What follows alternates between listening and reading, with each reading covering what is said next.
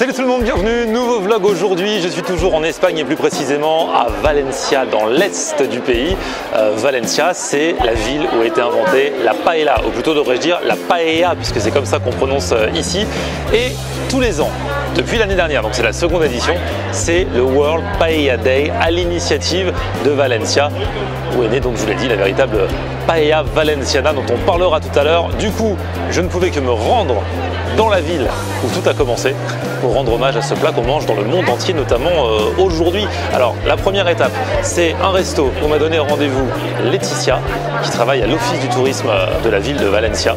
C'est un resto assez récent apparemment, où ils font de la paella, mais pas que ça. Et puis ensuite, je vais aller à quelques kilomètres d'ici à un concours de la meilleure paella. Et là, normalement, il pourrait y avoir l'embarras du choix. Bref, c'est plus ou moins parti pour 24 heures de paella. Mais j'aime ça, ça tombe bien, venez.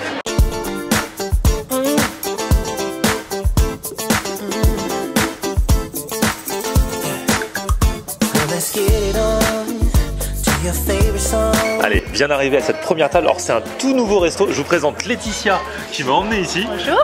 Ça va être très beau. Qu'est-ce qui va se passer? Là, c'est les entrées en fait à partager. Alors, c'est des œufs à basse température qui sont cassés ici devant, qui ont été cassés devant nous. Et en bas, il y a de la sobrasada, c'est-à-dire comme du boudin, du pâté qui s'étale, typique des îles Baléares. Ouais, c'est très bon ça. Ça se présente un peu sous forme de saucisse, mais après ça s'étale. On peut en faire des tartines, voilà tout ça. Et là, il faut mélanger tout ça et voilà, et se servir avec un petit peu de pain. Si on veut, on va nous l'apporter tout de suite. Génial.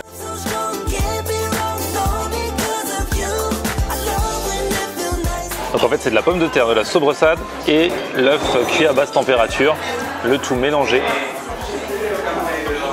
Ouais, c'est bon, ça franchement c'est une bonne surprise. Hein. Alors attention, je suis venu ici à Valencia pour enquêter sur la paella. Je prends ça très au sérieux, Laetitia. Alors, le jour de la journée mondiale de la paella, le World Paella Day, donc c'est le 20 septembre. Donc à l'heure où vous regardez cette vidéo, c'est aujourd'hui. Tout est permis. C'est-à-dire que le but, c'est que le monde s'ouvre à la paella et que donc du coup, même les gens de Valencia, là d'où vient la paella, tolèrent un petit peu toutes les extravagances culinaires, c'est ça? On va tout tolérer le 20 septembre et on vous invite tous à partager sur les réseaux sociaux vos paellas avec le hashtag World Paella Day. Ah ouais. Quoi qu'elle soit, on va pas critiquer. Parce qu'il paraît que normalement, ici, si on met du chorizo dans la paella, vous n'êtes pas content? Non, c'est une des pire chose à mettre. Et moi j'adore le chorizo dans la paella, donc là vous direz que c'est pas une vraie paella quoi. Non, non, avec le chorizo, sauf le 20 septembre, mais sinon le reste de l'année, non, ce n'est pas une vraie paella. Les petits pois non plus? Non plus, non plus. On met des légumes, des haricots verts, des haricots blancs, on peut mettre aussi des artichauts, surtout en hiver. Mais non, pas de petits pois. Il y a d'autres trucs interdits, il y a d'autres trucs que vous voyez des fois quand les gens font dans d'autres pays la paella et vous vous dites « Oh non, pas ça, pas ça !»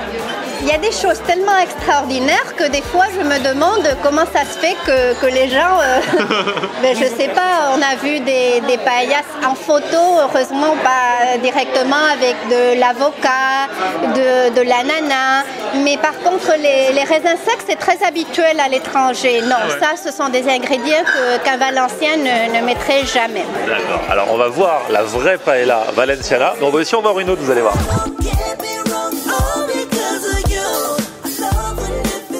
Alors ça du coup, ce n'est pas la paella valenciana stricto sensu. Comment on l'appelle celle-ci?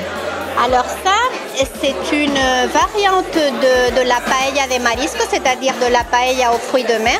Celle-ci en spécifique s'appelle arroz del señoret, c'est-à-dire riz du monsieur. Les fruits de mer sont déjà épluchés, sauf décortiqués, sauf ceux qu'ils ont mis là pour décorer. Ouais. Pour éviter de se tacher les mains. Donc voilà, arroz del señoret. C'est génial pour moi parce que j'adore les fruits de mer, mais je déteste les décortiquer. Et une vraie paella, donc ça se prépare minute. C'est-à-dire qu'un restaurant qui nous la sert tout de suite, ça veut dire qu'il ne l'a pas faite minute et ça veut dire que ce ne sera pas une bonne paella. Non, normalement, la paella met son temps à être prête. Donc normalement, on mange des entrées au début et puis il faut prendre son temps.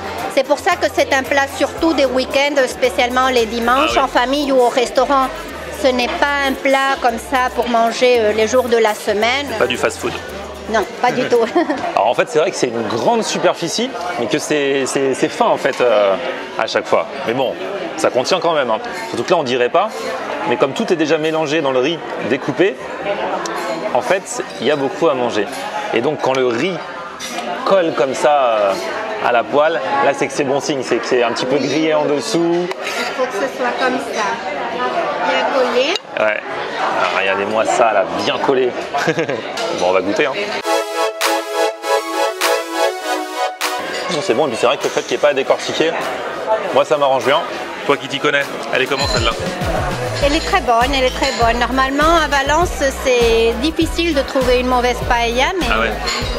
ce riz del Señores, il est très bon. Bon, c'est cool. Je vous mettrai l'adresse du restaurant, parce qu'en plus, le resto est super design, super sympa. C'est une formule à 25 €, on se partage des entrées.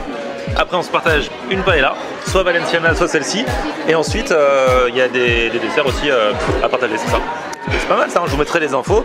Et puis voilà, alors ceux qui viennent à Valencia justement pour manger de la paella, est-ce qu'il y a quand même des risques à certains endroits de tomber sur une paella un peu attrape-touriste par exemple? Comme à Paris, il y a des restos attrape-touristes, des fois où il ne faut pas aller. Là, ça existe aussi ici, il faut se méfier? Oui, partout ça existe. Donc il faut bien faire attention que la paella soit faite sur le moment. Si on vous la sert tout de suite, c'est un mauvais signe. Sauf si vraiment vous allez à un restaurant de menu où ils sont en train de la faire sans arrêt. Mais sinon, normalement, on demande la paella et on attend pendant qu'on mange les entrées pour la manger. Okay.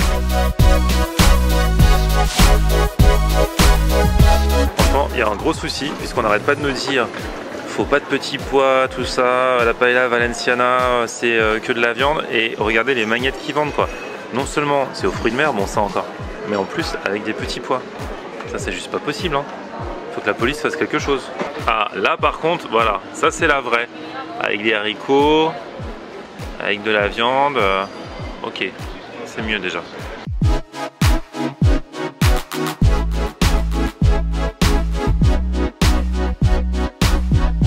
Et voilà, après 3 quarts d'heure de route environ depuis Valenciana, me voici arrivé à Sueca qui organise chaque année son concours de la meilleure paella valenciana. Voilà pourquoi j'ai mangé l'autre type de paella dans le restaurant, parce que je savais qu'ici j'allais manger la valenciana. En veux-tu, en voilà. Au gré de ma route, j'ai longé des rizières, parce que voilà, pourquoi la spécialité c'est la paella, c'est parce que ici on cultive le riz dans toute la région. Il y en a plein. Et je suis passé notamment devant le lac d'Albufera qui irrigue toutes les rizières, tellement il y a d'eau, c'est l'un des plus grands lacs ici. Donc voilà, là je suis arrivé à Sueca, c'est parti, le paella day continue.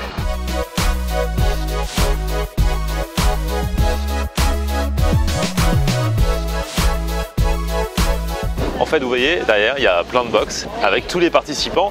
Et alors, voilà, quelles sont les différentes étapes? Regardez, lui ici, il est en train de cuire son poulet. C'est la première étape, on cuit les viandes, sachant que tout va se passer dans le même plat à paella. Ensuite, les légumes, ensuite la tomate, ensuite on met l'eau et ensuite on termine par le riz et le tour sera joué. Du coup, en tout, du début à la fin, la cuisson de la paella, c'est 1h30. Autant vous dire que quand on l'a fait ici, c'est plutôt les week-ends pour les fêtes et tout ça. Tu peux pas te permettre de faire ça tous les jours. T'as pas le temps, quoi. Et regardez, parmi les candidats, il y a même des amis japonais qui sont là. Et donc il y a des représentants de plein de pays, le Costa Rica, le Pérou, les États-Unis, bon l'Espagne bien sûr, hein, à plusieurs reprises. Il paraît qu'il y a même un Français là, faut que je le trouve. Et il est là le Français. Entre père et fils, alors le fils c'est la première fois, ouais. Et vous avez déjà fait le concours plusieurs fois? Moi j'ai donné le cordon à mon fils. Quoi. Ah c'est vrai, d'accord. Mais vous l'avez déjà gagné le concours? Ouais. Ah ouais, carrément. En 2011 j'ai fait premier, ouais. Et en 2014 j'ai fait 4e champion du monde. La paella valenciana représentée par des Français, quoi, ça fait plaisir. Alors, des Narbonnais. Ouais, en plus vous êtes des Narbonnais, donc voilà, c'est vrai que vous n'êtes pas très loin en même temps.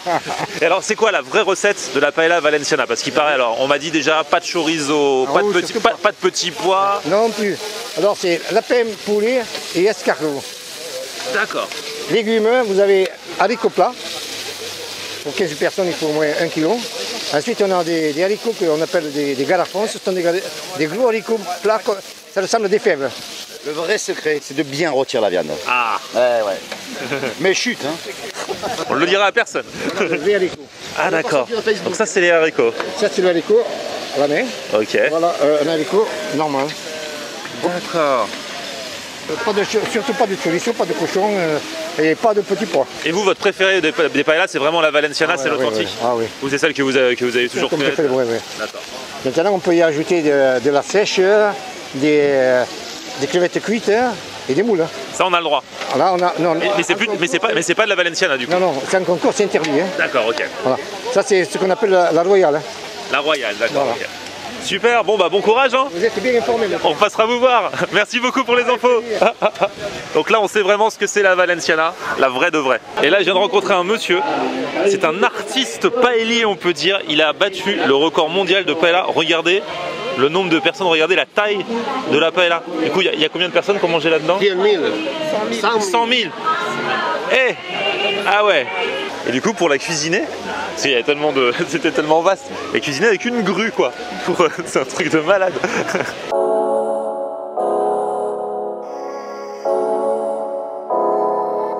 Les candidats ont donc 2 heures pour préparer leur paella et là je peux vous dire que le chronomètre tourne et que c'est bientôt la fin. S'ils n'ont pas fini au bout des 2 heures, ils seront éliminés et s'ils ont fini, bah, ils vont devoir aller le présenter au jury qui va déguster. Le jury se prépare à trancher.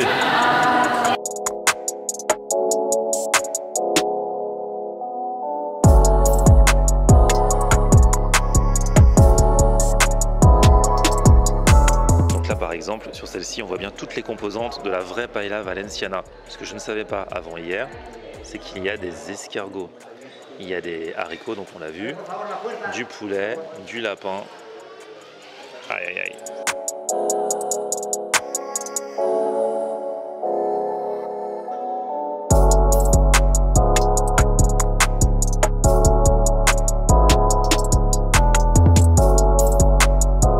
Et voilà, maintenant que chaque membre du jury a choisi une paella, et ben ils vont tous passer pour goûter les présélectionnés, histoire de choisir la meilleure selon chacun d'eux. Bon, pendant que le jury délibère, les invités sont arrivés et dans quelques minutes, tout le monde va se partager les paellas qui ont postulé et à la fin on connaîtra les gagnants. Bon, ça y est, les discours ont commencé derrière, ils vont pas tarder à remettre le prix et là, après quelques bonnes tapas en entrée, on vient de nous servir toutes les tables, hein, je sais pas, il y a une quarantaine de tables ici, les paella valenciana, donc voilà, il y a des escargots, hein, c'est la première fois que je mange des escargots dans une paella, mais c'est celle-là l'authentique. Pas de chorizo, pas de petits pois, on n'arrête pas de le répéter depuis le début de la vidéo. Des haricots verts, des haricots un peu façon flageolés, et puis du poulet et du lapin. Si le riz est jaune, ah oui, je ne l'ai pas précisé depuis le début, mais c'est grâce au safran. Il y a du safran également en Espagne dans ces régions. Et puis voilà, on va manger. C'est ma première vraie paella valenciana. Voilà, c'est parti.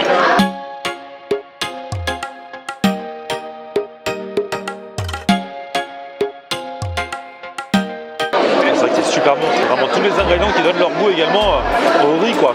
Tout à la fin. On dit que la paella valenciana est inégalable à cause de l'eau. L'eau de Valencia et de la région qui est assez calcaire et qui du coup contribue à la cuisson du riz, cuisson parfaite pour les gens du coin. La première paella valenciana. Escargot.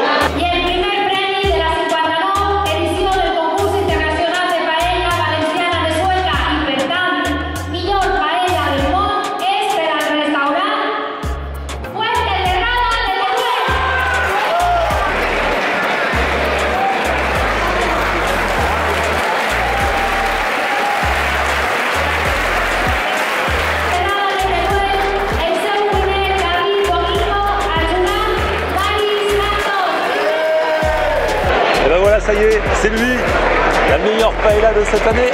Et ben voilà, je pense qu'on aura quand même bien fêté ce World Paella Day, cette journée mondiale de la paella, avec de la paella à tous les étages dans la contrée où le plat a été créé. Ma première vraie paella valenciana a été validée. Je l'ai préférée à la première, celle du début de la vidéo, même si les deux étaient très bonnes. Mais au final, voilà, hein.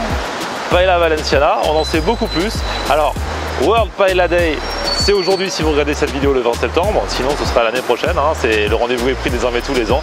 Là chez vous, aujourd'hui c'est le seul jour où on a le droit pour les gens de Valencia de mettre du chorizo ou d'autres trucs ou tout ce qu'on veut dans la paella. J'espère que cette vidéo vous a plu, si c'est le cas mettez un petit pouce vers le haut, abonnez-vous à ma chaîne, on se retrouve lundi et puis sinon vous abonnez également à ma page Facebook Florian Honner et Twitter, Snapchat, Instagram c'est aussi Florian Honner. A plus, ciao. Ok. On aime regarder Florian on air. Alors, tu dis quoi, Florian?